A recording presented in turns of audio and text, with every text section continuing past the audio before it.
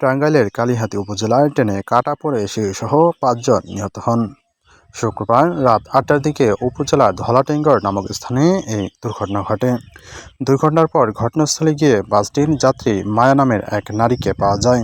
তিনি প্রথম আলোকে বলেন, তারা গতকাল সকাল ১০টার দিকে সাদুল্লাপুর থেকে বাসটিতে করে রওনা দেন। সন্ধ্যা ৭টার দিকে কালিহাতী ধারেঙ্গর এসে বাসের তেল শেষ হয়ে যায়। তখন বাসটি সেখানে থামিয়ে রেখে তেল আনতে যান বাসের কর্মীরা। এ সময় বাসের যাত্রীরা নেমে আশেপাশে ঘোরাঘুরি করছিলেন। কেউ কেউ পাশের রেললাইনের উপর চলে যান।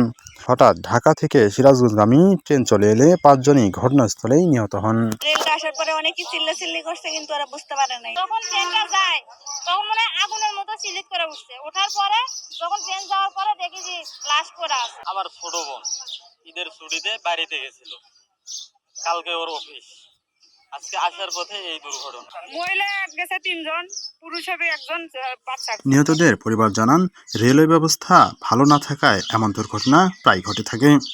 এজন্য তাদের দাবি যেন পরবর্তীতে এমন দুর্ঘটনায় কারো না পড়তে হয়।